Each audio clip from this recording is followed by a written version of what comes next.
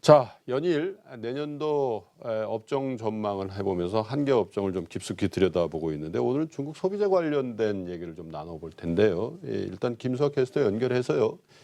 증권 회사들이 바라보고 있는 내년도 중국 소비 시장, 특별히 바이오라든지 또 헬스케어, 제약 뭐 이런 쪽의 입장들이 어떤지 먼저 좀 점검을 해보고 갈까요? 김수학 캐스터 나와 계시죠? 네, 중국 소비재 가운데 헬스케어와 화장품 업종에 대한 증권사 전망 살펴보겠습니다. 먼저 헬스케어 중에서 하나금융투자에 대한 의견인데요. 이 중국 시장의 의료 선진화가 계속 진행 중이라며 그중에서 성형 시장의 급속도 성장 수혜를 볼 수 있는 기업에 주목해보자는 의견을 밝혔습니다. 최선호주로는 파마 리서치 프로덕트와 휴재를 최선호주로 꼽았고요. 다음으로 SK증권입니다. 올해 말부터 내년 초에 헬스케어 업종의 반등이 가능할 거라는 긍정적인 의견을 내놨는데요. 업종 전반의 수급 개선을 기대하며 셀트리온과 루트로닉을 최선호주로 꼽았습니다. 다음으로 한양증권입니다. 수요와 공급 측면에서 이 사회 구조적인 증가 요인이 지속되는 헬스케어 기업의 우호적인 환경이 지속될 것이라며 최선호주로는 종근당과 인터로조를 꼽았습니다. KB투자증권은 글로벌 진단용 S레이 시장에서 고성장 중인 우리 기업에 주목해보자는 분석을 내놨는데요. 최선호주로는 바텍과 뷰어스를 꼽았습니다. 다음으로 이베스트 투자증권입니다. 그동안 한국 제약바이오주가 글로벌 기업 대비 비쌌다며 이제 선별적인 투자가 필요하다고 밝혔는데요. 최선호주로는 셀트리온과 SK케미칼을 꼽았고요. 다음으로 화장품주에 대한 전망 확인해 보겠습니다. 먼저 하나금융투자입니다. 올해 10월부터 중국의 화장품 소비세 인하 수혜를 볼 것이라며 최선호주로 코리아나를 추천을 했습니다. 동부증권에서는 보수적인 시각을 내놨는데요. 내년 화장품 기업들의 실적 기대치를 낮게 내놨습니다. 한류 금지령과 별개로 국내 시장의 저성장 기조와 또 해외 사업에서도 높은 성장을 유지하기가 힘들다고 판단을 했는데요. 최선호주로는 LG생활건강을 추천을 했습니다. 다음으로 한국투자증권입니다. 화장품 업종에 대한 불확실성이 커지지만 실적 우위가 내년에도 지속되면서 글로벌 업체 대비 프리미엄이 가능할 것이다라는 전망을 내놨는데요. 최선호주로는 아모레지와 한국콜마를 꼽았습니다. 메리츠종금증권에서는 높은 글로벌 성장 대비 최근 화장품주에 대한 시장 우려가 과도하다라는 분석을 내놨고요. 최선호주로 아모레지를 꼽았습니다. 다음으로 LIG 투자증권입니다. 화장품 업종 전반적으로 중국에 너무 높은 의존도를 가지고 있다며 국가 간 이슈 때마다 주가를 크게 흔드는 요인이기 때문에 투자 의견을 중립으로 하향한다고 밝혔습니다. 최선호주로는 코스맥스를 추천을 했습니다. 네, 여기까지 헬스케어와 화장품 업종에 대한 내년도 증권사 분석 확인해봤습니다. 자, 이 중국이 참 우리 소비재 산업에 대한 지배력이 가면 갈수록 커져가고 있다. 이런 것들을 김수학 캐스터의 내년도 헬스케어 및 그 화장품 업종의 전망을 보면서 느끼실 수가 있었는데요. 그래서 이 본질적인 문제인 중국의 소비 시장이 내년에 어떤 모습을 보일 건지를 우리가 한 걸음 들어가 보죠. 하나금융투자의 김경환 중국전략팀장 모셨습니다. 어서 오십시오. 안녕하십니까. 어떻습니까? 지금 현재는 어떻습니까? 중국 소비 시장이라는 게. 저희가 이제 지난 8월하고 9월 달에 이제 중국을 두 차례 다녀왔는데요. 예.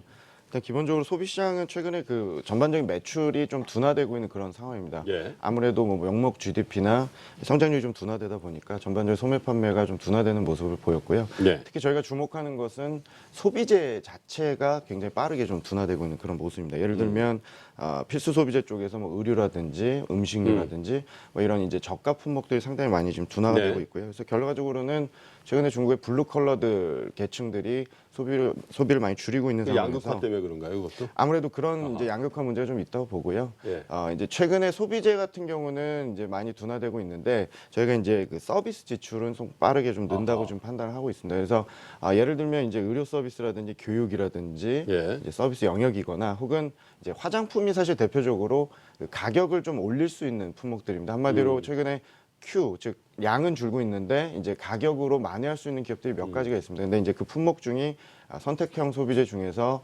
화장품 같은 네. 퍼스널 케어류들이 상대적으로 좀 선방을 하고 있습니다. 그래서 한마디로 일반적인 필수 소비재는 계속 둔화되고 있겠지만 선택형 소비나 서비스 쪽 지출은 이제 가격이 좀 오르면서 매출이 좀 나오는 그런 상황이라고 보시면 될 것 같습니다. 그래서 앞으로 브랜드가 확실히 구축되거나 혹은 이 선택형 소비나 서비스 쪽 영역이 아니라면 매출이 좀 잘 안 나오는 시장으로 보셔야 될 것 같습니다. 예. 공급 물가가 비교적 그 좀 회복세다라는 얘기들을 우리가 중국 경제 지표를 보면서 한 두어 달 했던 것 같은데요. 그렇습니다. 뭐 그런 것들이 이 기본적으로 소비 시장이 좀 회복되지 않으면 공급 사이드의 물가가 올라갈 가능성이 별로 없는 거 아니었습니까?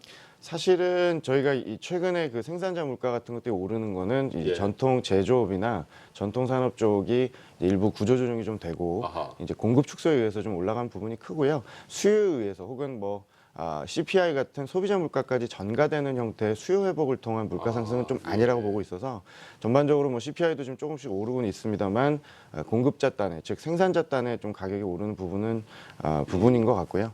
이 최근에 소비가 굉장히 좋아서 물가가 오르고 있다고 보기에는 좀 무리가 있다고 보고 있습니다. 그래서 그냥 어느 정도 그 중립적인 수준의 소비 경기가 이어지고 있다고 보시면 될 것 같습니다. 그렇군요. 오히려 공급 사이드의 구조 조정이 생산자 물가에 영향을 준 거지 중국 전체 민간 소비가 회복세가 공급 사이드의 어떤 가격을 상승 견인한 건 아니다 이렇게 그렇습니다. 보신다는 거죠.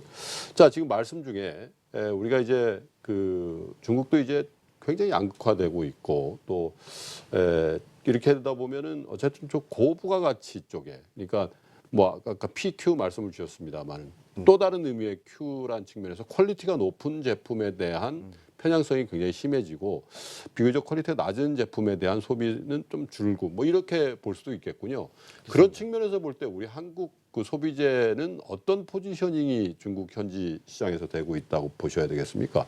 일단은 지적하신 대로 지금 최근에 중국의 저축률이 여전히 높고 예. 구매력은 분명히 확대가 되고 있습니다. 그래서 PQ 측면이 아니라 이게 그 중국 쪽에서는 예. 상대적으로 이제 안목이 좀 높아지면서 소비 제 자체에 대한 어떤 그 퀄리티에 대한 요구가 높아지는 건 분명히 사실이고요. 예. 다만 이제 한국 같은 경우는 기존에 저희 경험을 통해서 어떤 시장을 선점하거나 저희 자본력을 바탕으로 진출해서 뭔가를 이렇게 플레이하는 상황은 이제 좀 거의 끝나간다고 좀 예. 볼 수 있을 것 같고요.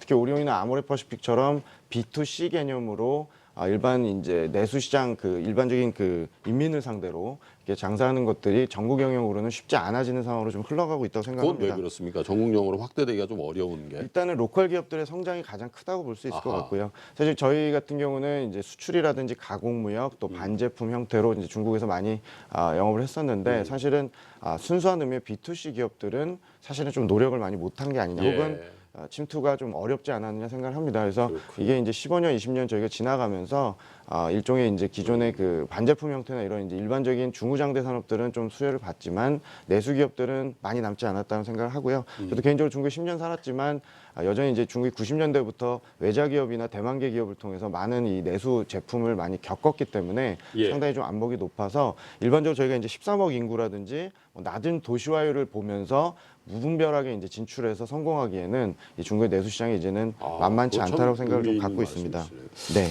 이런 비유가 그 같은 맥락에서 이해가 될는지 모르겠습니다. 그 오리온 말씀을 주셨는데 왜 몇 년 전 좀 시간이 많이 흐른 것 같습니다. 그 중국 사람들의 어떤 정서적인 네. 그 침투를 해서 뭐 대박이 났다. 정 뭐 이런 거 아니었습니까? 맞습니다. 근데 우리가 이제 세계적인 제과 기업 하면 나비스코 크랍스 뭐 이런 데를 들잖아요. 근데 여기에 굉장히 세계적인 브랜드가 한국 시장에 침투하려고 들어왔는데 물론 이제 뭐 강남의 부유층 일부에서 뭐 이런 제품들을 드시긴 합니다만은 우리 뭐 오리온이라니 롯데, 혜태 뭐 이런 데 그냥 계속 막힌 거 아니겠어요? 그런 상황이 중국에서 우리 초코파이라든지 뭐 이런 제가 또 생활용품 측면에서도 같은 케이스로 이해를 해도 되겠습니까? 네, 비슷하게 이해를 하셔도 될 것 같은데요. 지금 두 가지가 겹쳤다고 보시면 됩니다. 예. 그러니까 전반적으로 그 포장류 식품이라든지 음식료 쪽에 예. 매출이 잘 안 나오는 이제 자체적인 문제가 좀 예. 있고요. 두 번째는 저희가 오리온 같은 경우는 아직은 MS를 잘 유지하고는 있습니다만 예. 기본적으로 이제 기존의 새로운 품목들이나 이런 것들은 이제 중국 로컬 기업들한테 잠식을 당할 위험까지도 같이 안고 있기 때문에 결과적으로는 진입 장벽이 뭐 이렇게 높은 산업도 아니고 성장성도 좀 최근에 떨어지는 부분이 그러니까요. 전반적으로 이제 그 저희가 주가 측면에서 보면 프리미엄을 떨어뜨릴 수밖에 없는 그런 문제로 좀 가고 있다고 보고 있습니다. 중국에서 메드 인 코리아 한국 브랜드로 중국 사람들이 아무 저항감 없이 우리 제품처럼 먹고 마시는데 한계가 좀 있을 것이다 이런 말씀이군요. 그렇습니다. 저희가 뭐 예. 많이 준비가 잘 안 돼 있던 부분도 있고요. 이제는 조금 많이 성숙해진 시장이 되면서 그러고 나서 오리온 주가를 보니까요. 야, 이게 52주 기준으로 50% 가까이 빠져 있군요. 그렇습니다. 야, 이게 우리 모르는 사이에 야, 이렇게 많이 빠졌는지 잘 안 보다 보니까 예, 지금 팀장님 말씀을 듣고 보니까 저 주가의 흐름이 오히려 더 체감이 되는 그런 느낌을 이제 갖게 되는데 자, 그러면 이렇게 생산단에서 공장에서 만들어서 뭐 식품을 만든다든지 화장품을 만든다든지 생활용품을 만든다든지 이 중국 소비자들을 중국 로컬 업체보다 더 우위에 서서 장악하는 건 현실적으로 어렵다. 이런 말씀과 함께 자, 중국 소비도 서비스에 대한 수요가 늘지 제품에 대한 수요가 느는 건 아니다. 이 맥락에서 보면 우리 서비스 산업이 들어가야 된다는 얘기로 들리거든요. 그렇습니다. 지금 어떻습니까?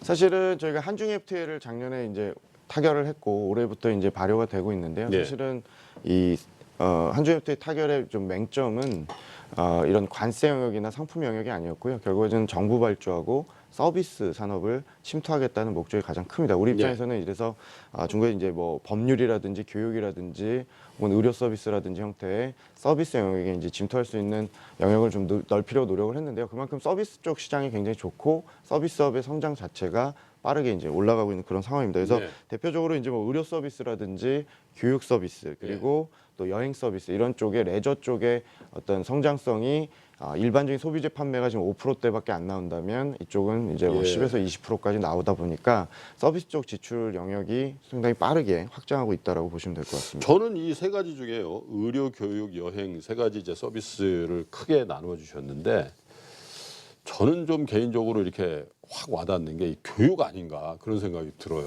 왜냐하면 이 사교육에 관한 한 우리나라가 뭐 세계적인 경쟁력을 갖고 있을 것 같고 그렇습니다. 또 중국 학부모들의 이 교육열이라는 게 우리 대치동 그 엄마들의 수준보다 높으면 높았지 열이라는 측면에서 그죠? 그렇죠. 또 워낙 또 모집단이 많다 보니까 여기에 들어가서 성공하면 대박은 나겠다 이런 생각을 하는데 실제로 그런 그 시도들이 많이 있습니까?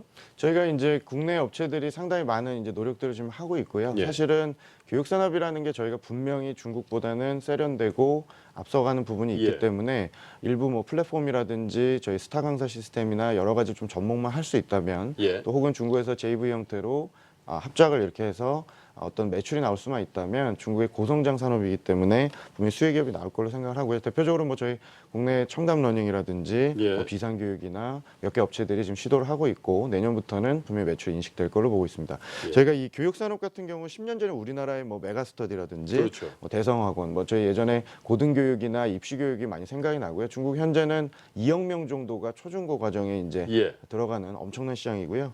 그 1인당 GDP 성장률은 5%대 미만으로 떨어졌지만 교육비 지출은 현재 연간 20%대 증가세를 예. 유지를 하고 있어서 어떻게 보면 이제 여건이 굉장히 강한 나라입니다. 그러니까 엄마들의 교육열은 우리나라보다 훨씬 더 강하다라고 볼 수 있을 정도로 네. 대단하고요. 이런 이제 어머니들 교육열이라든지 또 정부 정책 자체의 어떤 지원 그리고 경제 구조적으로 이제 그 1인당 GDP가 5,000달러 넘어가기 시작하면은 교육비 지출이 늘어나는 패턴인데 현재 지금 8,000불이거든요. 그래서 상당히 지금 고속 성장 구간에 들어갔기 때문에 예. 교육 성장의 어떤 기대치가 좀 높아지고요. 중국 기업 자체적으로도 교육 기업들이 상당히 주가가 지금 좋은 상황이고 우리나라 업체들도 내년부터 일부 매출이 인식되는 업체들 위주로 해서 상당히 시장에서 프리미엄을 주지 않을까 이렇게 생각을 좀 하고 있습니다. 근데 우리나라도 이제 우리나라 지금 뭐 2만 불대입니다만은 이 8,000불이라는 걸 이렇게 회고해 보면 사실 8,000불 미만에서는 제 기억은 그랬던 것 같아요. 뭐 우리 그 소수의 이 부유층이 독서생을 들여서 과외를 한다든지 뭐 이런 것들로 사교육 시장이 있었던 것 같은데 뭐 8,000불 만불 이렇게 넘어가니까 뭐 물론 이제 너무 가난해서 그런 이제 사교육 혜택을 못 받는 가정이 물론 우리 사회에 있습니다만은 야 우리 애도 학원 보내야 되겠다 그래서 학원 안 보내는 집이 없었던 기억이 이제 아마 요 소득 수준을 돌파하면서 그랬던 기억이 맞습니다. 나는데 네. 그러면 근데 이제 현지화라는 측면에서 과연 우리 교육 업체들이 그걸 해낼 수 있을까? 중국 부모들이 원하는 것, 중국 학제 또 중국 학생들의 어떤 그 독특한 게 있을 것 같거든요. 우리 청담런이 성공했다고 베이징런이 성공할 거냐? 이 부분은 또 어떻게 봐야 될지요?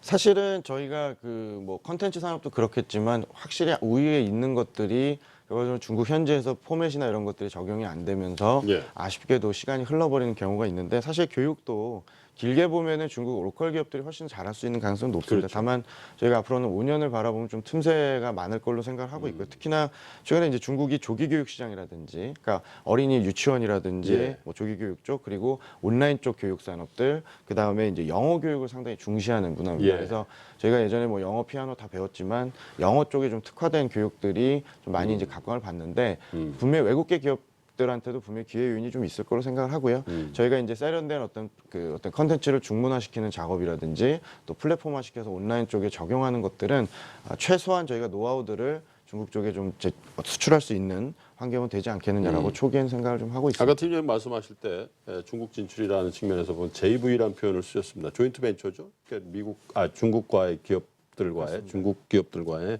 어떤 합작 투자를 통한 현지화 이런 것들은 굉장히 중국 현지화하는데 유리한 고지를 선점한 기업들이다 이런 생각인데 그런 예가 있습니까? 우리 상장 기업 중에? 저희가 이제 청담 같은 경우도 지금 현재 JV가 설립이 돼 있고요. 예. 기타 이제 국내 업체들도 JV 형태로는 이제 확실히 이제 대주주 형태로 예. 이제 해서 들어가는 거죠. 그래서 뭐 원내원 형태도 가능하고요. 그래서 몇 개 업체들이 지금 현재 그렇게 시도를 하고 있는 걸로 제가 알고 있고 이제 그렇게 되면 수익 인식이나 이런 것들은 좀 줄 수는 있겠지만 네. 안정적으로 이제 중국 내에서 영업을 영위할 수 있지 않을까 이렇게 좀 기대를 하고 있습니다. 자, 교육 요 정도 살펴보고 의료 서비스 쪽으로 한번 넘어가 보죠. 최근에 청문회 과정에서도 보니까 이 권력 있는 분들이 일본 가서 줄기세포 시술을 받았어요. 그게 왜 그러냐? 이게 우리 기술이라던데 그랬더니 우리는 의료법상 그게 안 된다면서요. 예? 그래서 중국에는 될 거 아닙니까, 그죠? 그래서 야 우리도 이게 잘 개발한 의료 서비스를 중국의 그 많은 부자들한테 확 풀면 돈 좀 되겠네 이런 생각을 하는데 실제로 어떻습니까? 가서 10년 동안 계시면서 느끼신 거는? 저희가 이제 자주 중국 가기 때문에 이제 많은 애널들도 만나고 시장을 좀 보면 중국의 제약 자체, 그러니까 헬스케어를 큰 틀에서 보면 예. 제약 산업은 이제 가격을 올리기 어려운 의료보험 예. 개혁의 어떤 이제 피해를 받게 되는데 의료 서비스 영역은 확실히 엄청난 그 성장성을 저희가 계속 파악을 하고 있습니다. 특히나 중국은 시술 의사 수가 굉장히 부족한 나라고. 예. 병원이라든지 이런 의료 서비스가 태부족 상황이기 예. 때문에 우리나라에 와서 성형을 받고 여러 가지 치과까지도 가는 걸 보면 그런 부분을 좀 느낄 수가 있습니다. 그래서 현지에서는 이제 안과라든지 성형, 그러니까 세부화된 의료 서비스에 대한 수요가 굉장히 높은 상황이고요. 또 고령화 진행 중이고 또 여성 소비나 이런 쪽이 상당히 이제 꾸미고 가꾸는 쪽으로 가고 있기 때문에 화장품 다음 단계로 의료 서비스 영역, 뭐 필러라든지 보톡스라든지 예. 그런 쪽에 이제 굉장히 수요가 많아지면서 거기에 납품하는 유통업체나 일부 이제 헬스케어 기업들이 상당히 그 각광을 받고 있다고 보시면 될 것 같습니다. 그래서 결론적으로 제약 산업 자체는 이제 중국은 10%대 미만 이제 성장이 나오지만 의료 서비스는 최소한 30-40%대가 나오는 성장이기 때문에 굉장히 기대해 볼 수 있는 시장이라고 보시면 그러니까 우리가 뭐 알약을 만들어서 알약이라는 표현이 좀 촌스럽습니다만 알약을 만들어서 중국 사람한테 파는 건 큰 의미가 없고 그 서비스를 하는 어떤 그 비즈니스 모델을 만들어야 된다는 얘기잖아요, 그죠? 그렇습니다. 아니면 이 서비스를 만들어 놓고 여기다가 납품을 하는 케이스를 만드는 그렇습니다. 그게 이제 뭐 필러라든지 보톡스라든지 또 임플란트라든지 뭐 이런 걸 말씀 주시는 건데 눈에 띄는 기업이 있습니까? 의료 쪽에 우리 현지화를 제대로 하고 있다 이렇게 보실 만한 기업. 일단 저희가 사실 그 의료 서비스 영역은 중국 기업들 중심으로 사실 조사를 하고 있습니다. 그래서 아마 네. 이제 제가 이제 국내 애널이 아니기 때문에 이제 국내에서 디테일하게 이렇게 하는 기업들은 좀 여기서 좀 말씀을 못 드릴 것 같긴 하지만은 예. 말씀드린 대로 아까 그 필러라든지 이제 의약품 쪽을 B2B 형태로 중국 기업들한테 납품을 하거나 중국에 이미 진출한 이런 원내원 형태로 진출한 이제 의료 서비스 영역 쪽에 이제 기업들한테 납품을 할 수 있는 기업들이 꽤 많을 걸로 저희가 생각을 하고 있고요. 그래서 국내 이제 코스닥 쪽에서 이런 이제 성형 관련 수요라든지 예. 이런 의약품 쪽에 납품할 수 있는 기업들을 좀 찾아야 되지 않겠냐 이렇게 생각을 하고 있습니다. 화장품이 참 오래 내내 고생을 했어요. 이 중국 그 소비자들이 많이 왔습니다만 뭐 밸류에이션 부담도 있고 또 그렇습니다. 중국 현지화 이뭐 아까 뭐 오리온 말씀 주셨지만 아모레퍼시픽이라든지 LG 생활건강도 사실 어떻게 보면 같은 맥락에서 우리가 이해해야 될 것 같은 그런 한계점을 이미 투자의 세계에선 반영하고 있는 거 아닌가 그런 생각이 드는데 외산 브랜드, 특별히 한국산 브랜드의 현지에서의 포지셔닝은 잘 돼가고 있다고 보십니까? 저는 사실은 오리온과 같은 맥락인 부분도 분명히 있지만 예. 우리나라 화장품 같은 경우는 아직 기회가 좀 있다고 생각을 예. 하고 있습니다. 일단 시장 자체가 아직 성장을 하고 있고요. 예. 온라인 채널이라든지 오프라인 쪽에서도 중국이든 외국계 기업이든 아직은 기회 요인이 좀 있는 상황입니다. 그러니까 마켓 자체가 커진다는 거죠. 그렇죠. 예, 어허. 마켓 자체가 워낙 좋고 여성 소비라든지 8, 90년대생들의 어떤 소비가 공격적이기 때문에 네. 아직은 그 시장 자체가 죽지 않았다. 그래서 아까 오리온 같은 필수 소비재 시장하고는 좀 다르고요. 예. 다만 이제 시장에서 반영하는 PER 같은 멀티플에 대한 고민이 깊어졌던 거고 그런 것들이 사드 이슈랑 맞물리면서 예. 분명히 이제 그 어떤 급락이 있었다라고 생각을 합니다. 다만 실적으로 본다면 저희가 앞으로 시장 자체가 지금 계속 성장을 하고 있고 우리나라 기업들 같은 경우는 저희가 파악하기에는 중국 기업들이 아직은 대안이 되지 못하고 있고 어허. 따라오고는 있겠지만 시간이 아직 2, 3년 정도는 기술력 차이나 브랜드 포지셔닝이나 여러 가지가 좀 아직 격차가 있다고 생각합니다. 그래서 일단 우리나라 포지션 자체가 가성비라든지 즉 가격 네. 대비 성능이 좋고 예. 외국계 고가 브랜드 사이에서 굉장히 그 선점 그 중간에서 잘하고 그러니까 있기 이런 때문에 거군요. 그 로컬의 저가 저급한 브랜드와 유럽이나 초고가. 이쪽의 예. 초고가 사이에서 우리가 잘 플레이하고 있다. 그렇습니다. 그 시장이 계속 또 크고 있고 온라인이나 이런 쪽에서 보급이 계속 높아지고 있고 3, 4, 5선 도시가 온라인 시장 중심으로 네. 화장품에 대한 수요가 굉장히 높기 때문에 저희가 이제 기본적으로는 화장품 시장이 우리나라가 MS를 유지하면서 네. 앞으로 2, 3년은 더 견딜 수 있는 시장이 돼서 분명히 사드나든지 심리적으로 영향을 주거나 그 멀티플에 대한 고민이 끝나게 되면 화장품 주가에 대해서는 상당히 내년부터는 조금 더 긍정적인 의견을 가질 네. 수 있지 않을까 저는 한 번 정도 기회는 더 있을 거로 생각하고 그렇군요. 있습니다. 예전에 저희 뭐 어렸을 때 저희 어머니 세대들 보면은 아모레, 주리아, 뭐 주다낙 이런 거 이제 외판원들이 들고 오면 그 사이에 조금 끼워 갖고 와요. 그렇죠. 네? 방판이죠. 랑콤, 네. 네? 랑콤이라든지 뭐 에스테로더 또 시세이도 요건 어머니 특별한 건데 하면서 뭐 이렇게 했던 기억이 난단 말이에요.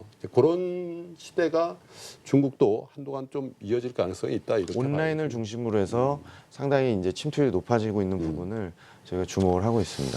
옛날 브랜드 생각하니까 어머니가 생각이 나네요. 예. 자, 여행 보시죠. 여행 같은 경우는 최근에 올해 들어서 약간 아웃바운드든 인바운드든 얘네들 중국 자체적으로 증가율 자체가 조금 둔화되는 경향은 있었습니다만 최근에 올해 들어서 이제 QOQ로 보면 분기별로 보면 다시 성장세가 20, 30%대로 올라오고 있는 그런 상황입니다. 그래서 장거리 해외여행이 계속 늘고 있고요. 예. 또 이 역시도 온라인을 통해서 온라인에 이제 침투율이 높아지면서 온라인 여행사들이 굉장히 좋고 온라인을 통해서 이제 신청해서 여행을 이제 패키지가 아니라 여행이나 이런 것들이 계속 늘어나고 있고요. 태국이라든지 한국, 일본, 홍콩, 대만, 뭐 유럽 쪽도 상당히 지금 많이 가고 있는 상황이라서 이제 2차 2선, 3선 도시에 이제 공항이 생기고 이제는 어느 정도 구매력이 되다 보니까 계속적으로 꼭 여행 가려면 뭐 북경이나 뭐 이런 데로 갔다가 안 가도 2선, 3선 도시에 네, 공항 자체가 이제 생긴 직접 게 트래픽을 그렇습니다. 아하. 트래픽이 이제 늘어날 수밖에 없고요. 이건 자동적으로 늘어나는 부분이고 이제 어딜 여행 가느냐가 굉장히 중요한데 일단 예. 중저가, 그러니까 중저소득층 같은 경우는 이제 가까운 한국이나 뭐 태국, 대만 이런 쪽을 좀 많이 선호할 거라고 보고는 있는데 이게 기본적으로 앞으로 계속 이 온라인 여행 업체들이 늘어나면서 예. 상당히 많은 상품들이 이제 나오고 있고요. 그래서 이제는 굉장히 그 어떤 해외여행 빈도수가 늘어날 것 같다. 그리고 공기가 워낙 안 좋지 않습니까? 그래서 이 공기 오염 상황에서 인바운드 자체적으로 여행을 돌기보다는 이제 해외로 좀 나가는 수요가 조금이라도 뭐 좀 네. 여행을 통해서 환기를 하고 이런 쪽에 많이 수요가 늘어날 걸로 보고 있어서 한 5년 밤새러 간다는 게 그 빈말이 정말 아니군요. 환기하러 가는 예? 거죠. 예. 그래서 그런 수요가 해외 쪽에 계속 늘어날 걸로 봅니다. 그래서 저희가 요커가 지금 뭐 사드 이슈도 있고 뭐 저가 여행 패키지가 중국 쪽에서 네. 끊는다 여러 가지 뭐 악재가 있었습니다만 계속적으로 증가하는 데는 걱정은 없다라고 저는 판단하고 있습니다. 그렇군요. 중국 내수는 큰다. 그 대신 중국 내수의 우리 기업들의 방향점은 분명히 공장에서 물건을 만들어서 중국에 수출하거나 현지화를 하는 것보다는 중국 사람들의 어떤 소비의 패턴은 서비스에 있다. 거기에 포인트를 맞춰서 우리의 교육이라든지 의료, 또 여행, 뭐 이런 것들이 문화 이런 것들이 앞으로도 물론 이제 사드라든지 뭐 중국과의 관계 뭐 이런 것들 때문에 조금의 장애물은 나타나겠지만 큰 방향은 그쪽으로 가야 되겠다 이런 그렇습니다. 말씀이시죠? 네. 알겠습니다. 자, 이 저희가 업종 하나를 선택해서 깊숙이 들여다봤는데 오늘은 하나금융투자의 김경환 중국전략팀장하고 중국 소비재 시장 좀 들여다봤습니다. 도움이 되셨으면 좋겠습니다. 자, 고맙습니다. 감사합니다.